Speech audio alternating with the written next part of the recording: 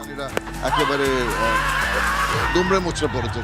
মিরপুরের মাঠে টাইগারদের বিপক্ষে লড়েও শেষ রক্ষা হলো না পাকিস্তানের। তবে এবার মাঠের হার নয়, বরং নিয়ম ভাঙার দায়ে আইসিসির কঠিন শাস্তির মুখে বাবর রিজওয়ানরা। মিরপুরের টেস্টে স্লো ওভার রেটের দায়ে অভিযুক্ত হয়ে বড় অঙ্কের জরিমানার পাশাপাশি বিশ্ব টেস্ট চ্যাম্পিয়নশিপের পয়েন্ট টেবিলেও বড় ধাক্কা খেল পাকিস্তান দল। নির্ধারিত সময়ের চেয়ে 8 ওভার পিছিয়ে থাকায় অধিনায়ক সান মাসুদ সহ পুরো দলের ম্যাচ ফি 40% জরিমানা করেছেন ম্যাচ রেফারি জেফ ক্রো। অনুসন্ধানে দেখা গেছে আইসিসির আচরণবিধির 2.22 ধারা অনুযায়ী এই কঠোর ব্যবস্থা নেওয়া হয়েছে। যেখানে প্রতি ওভার বিলম্বের জন্য 5% জরিমানার বিধান রয়েছে, সেখানে পাকিস্তান দল 8 ওভারের ঘাটতি রেখে রীতিমতো দায়িত্বজ্ঞানহীনতার পরিচয় দিয়েছে। তবে জরিমানার চেয়েও বড় ক্ষতি হয়ে গেছে টেস্ট চ্যাম্পিয়নশিপের টেবিলে।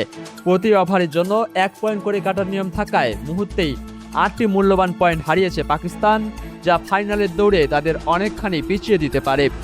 মাঠের আম্পায়ার রিচার্ড ক্যাটেলবরো ও কুমার ধর্মসেনার আনা অভিযোগটি কোনো প্রকার চ্যালেঞ্জ ছাড়াই মেনে নিয়েছেন পাকিস্তানি অধিনায়ক সান মাসুদ। অপরাধ স্বীকার করে নেয় কোনো আনুষ্ঠানিক শুনানির প্রয়োজন না হলেও মিরপুরের এই ঘটনা বিশ্ব ক্রিকেটে পাকিস্তানের শৃঙ্খলা নিয়ে নতুন করে প্রশ্ন তুলছে। জয় পরাজয়ের ঊর্ধ্বে উঠে সময়ের হিসাব মিলাতে ব্যর্থ হওয়ায় এই চরম মাসুল এখন পাকিস্তান ক্রিকেটের জন্য এক বড় দুশ্চিন্তার কারণ হয়ে দাঁড়িয়েছে। মাহমুদ বিন মারুফ, স্পোর্টস ডেস্ক, ডেইলি সকালবেলা।